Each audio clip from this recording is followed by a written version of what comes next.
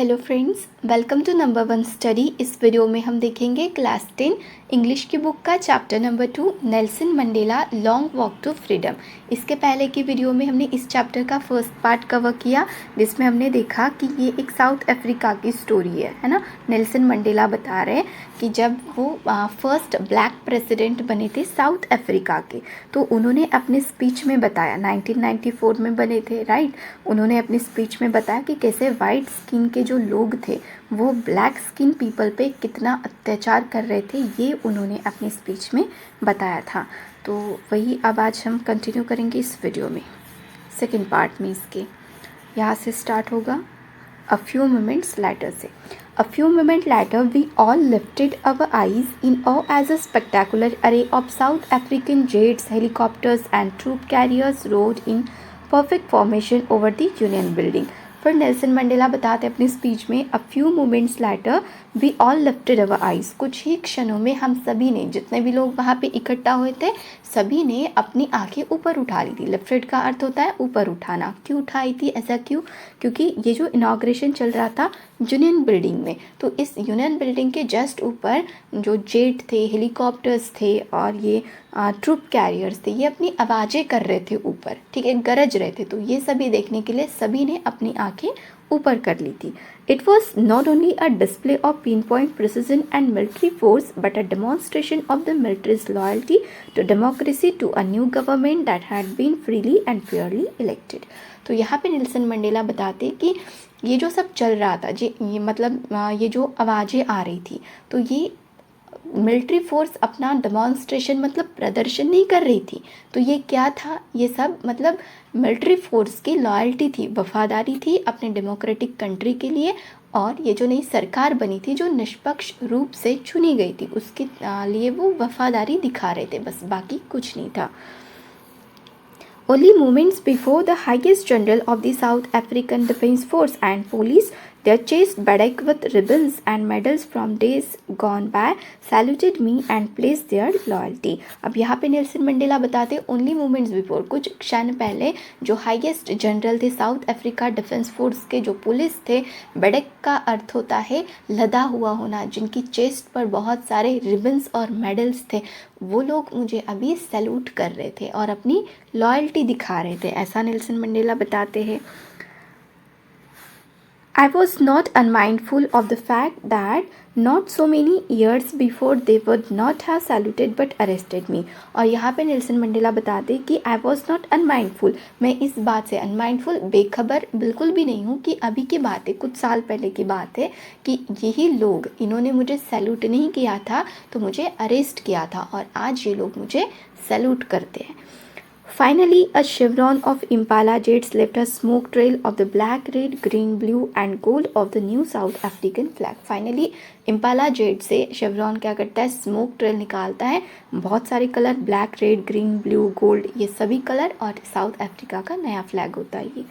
The day was symbolized for me by the playing of our two national anthem and the vision of white singing Nkosi Sikelel Africa and black singing Die Stem, the old anthem of the Republic.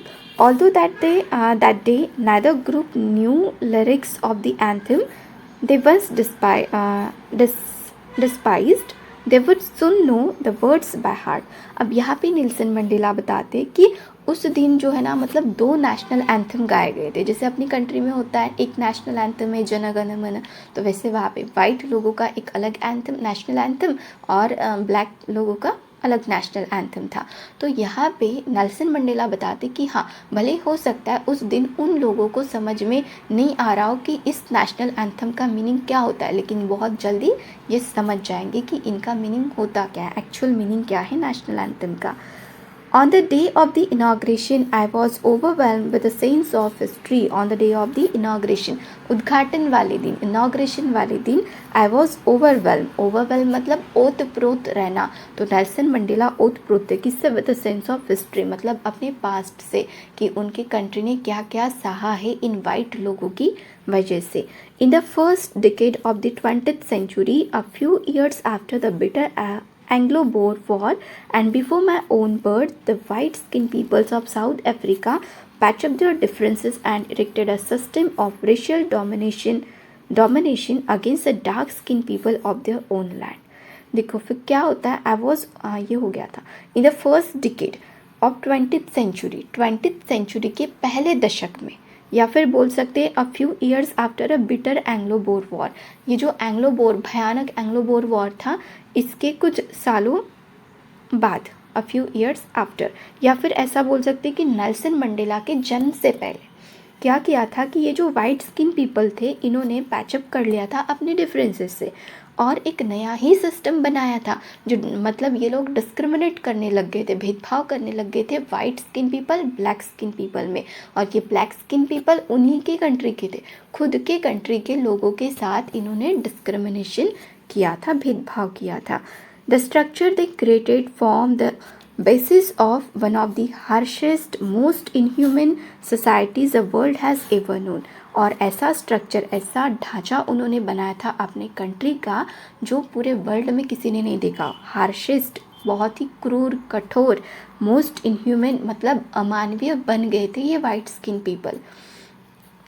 Now in the last decade of the 20th century, अब इस 20th century के last decade में and my own 8th decade और Nelson Mandela के 8th decade में, as a man that system had been overturn, ये जो system है ये चेंज हो गई for ever and replace by one, और इसकी जगह पे नई सिस्टम आ गई that recognise the rights and freedom of all people regardless of the colour of their skin.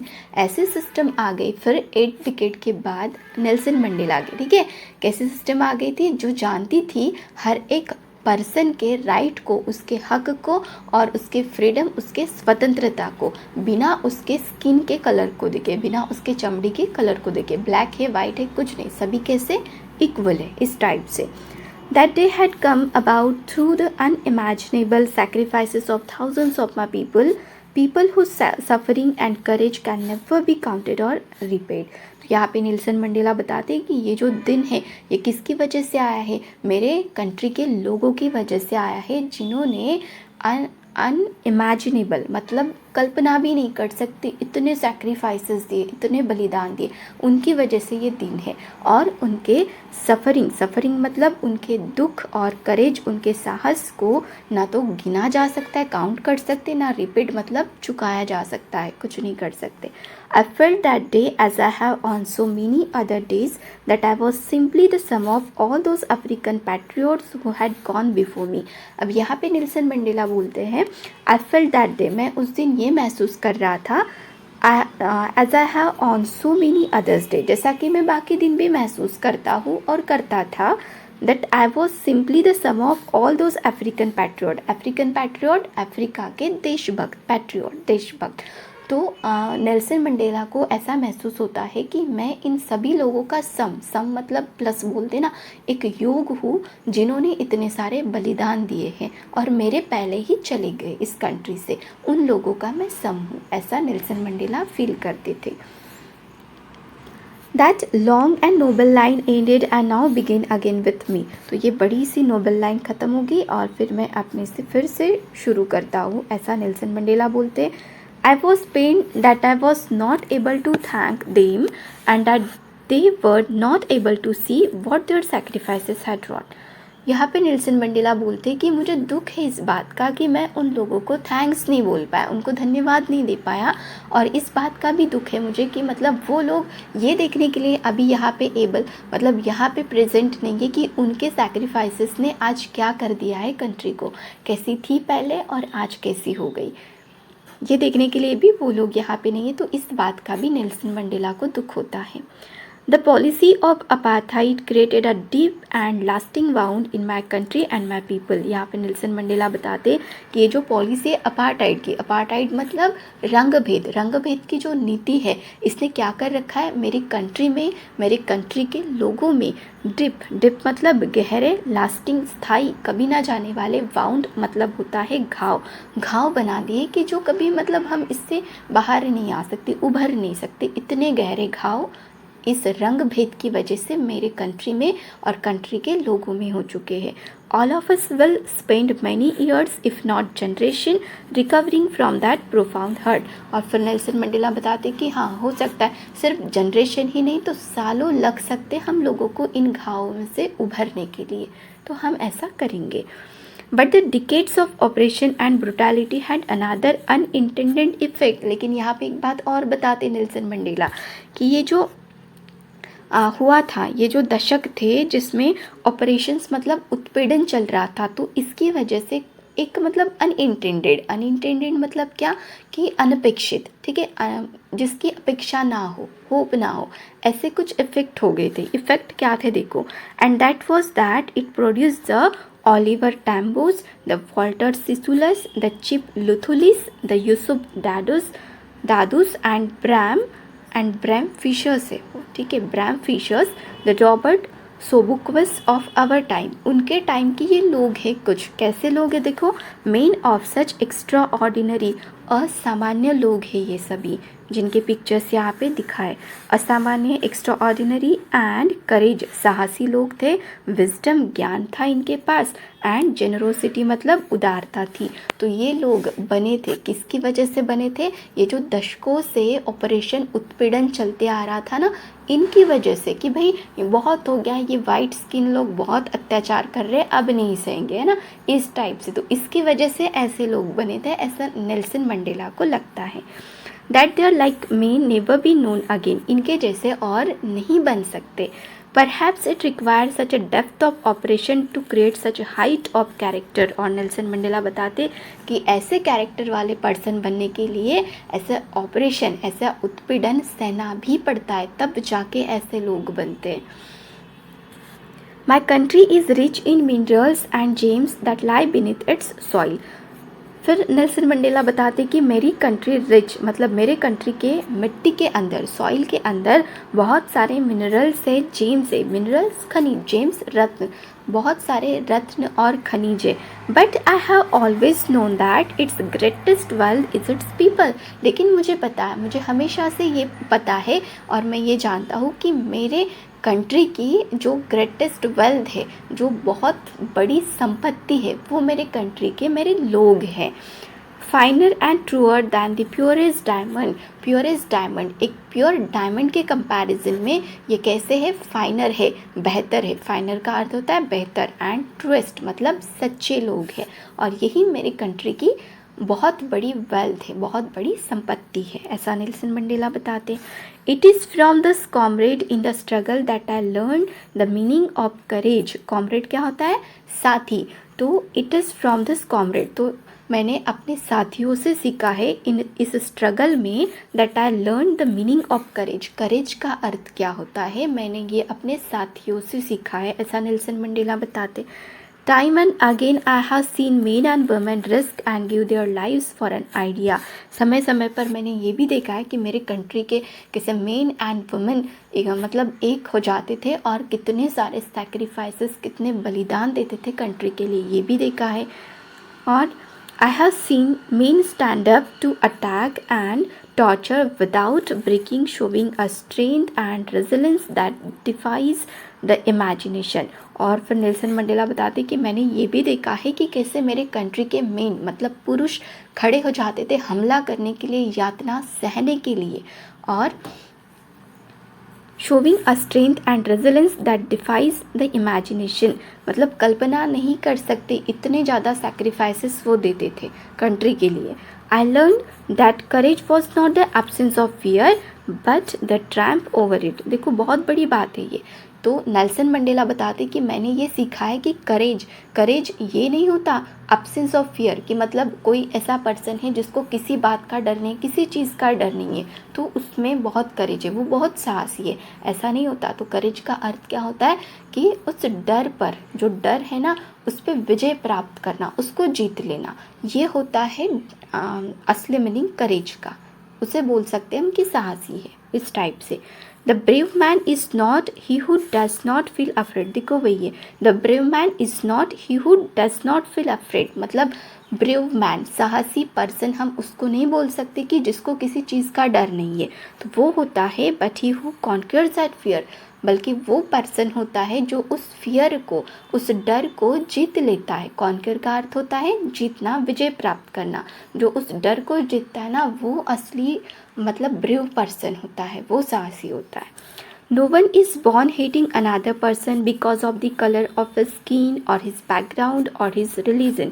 अब यहाँ पे नेल्सन मंडेला बताते कि कोई भी पर्सन इस बात के लिए तो पैदा नहीं होता कि मतलब मैं पैदा होऊंगा और बाकी लोग मुझे हेट करेंगे मेरे स्किन के कलर को देख के, मेरे बैकग्राउंड को देख के, मेरे रिलीजन को देख के। इस बात के लिए पैदा नहीं होता, या फिर इसके लिए भी नहीं कि मतलब अब मेरा जन्म हो गया है और अभी मैं हेट करूँगा ब्लैक स्किन पीपल को उनके रिलीजन की वजह से, उनके बैकग्राउंड की वजह से। तो ऐसा तो कोई नहीं होता। छोटा बच्चा रहता है, उसको कुछ पता नहीं रहता, आजू बाजू का देख के ही वो सब चीज़ें सीखता है ना। तो ऐसा होता है, people must learn to hate and if they can learn to hate they can taught to love. Nelson Mandela बताते हैं कि लोगों को हेट करना भी सीखना चाहिए, क्योंकि अगर कोई पर्सन हेट कर सकता है तो उसको लव करना भी सिखाया जा सकता है। ठीक है, तो इसीलिए हेट भी करना चाहिए। For love comes more naturally to the human heart than its opposite. तो हेट तो करना पड़ता है, सीखना पड़ता है हेट करना, ठीक है। और लव जो है ना, वो ह्यूमन हार्ट में नेचुरली आ जाता है, नैसर्गिक है, अपने आप आ जाता है, अपोजिट है हेट के बिल्कुल। तो हेट करना भी सीखना चाहिए, हेट करते भी आना चाहिए किसी पर्सन को, क्योंकि उसको फिर हम लव करना भी सिखा सकते हैं।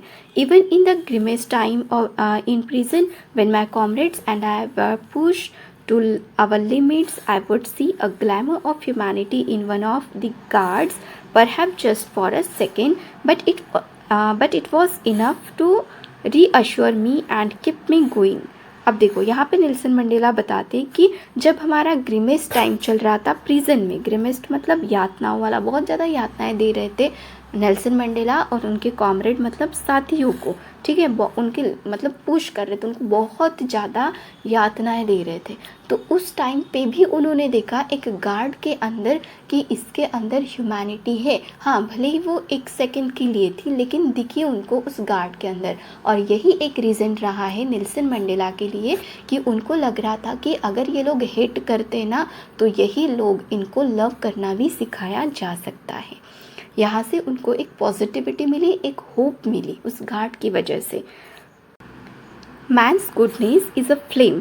मैन की जो अच्छाई है वो एक ज्वाला है, दैट कैन बी हिडन, जिसको छुपाया जा सकता है, बट नेवर एक्सटिंग्विश। एक्सटिंग्विश का अर्थ होता है बुझाना, जिसको बुझाया नहीं जा सकता। मतलब अच्छाई एक ऐसी ज्वाला है जो हर किसी के अंदर होती है, छुपी हो, मतलब जिसको छुपाया जा सकता है, लेकिन अच्छाई को ना बुझाया नहीं जा सकता, ऐसे नेल्सन मंडेला यहाँ पे बताते हैं। तो इसका सेकेंड पार्ट हमने कर लिया और एक पार्ट बचा है जिसको हम नेक्स्ट वीडियो में करेंगे।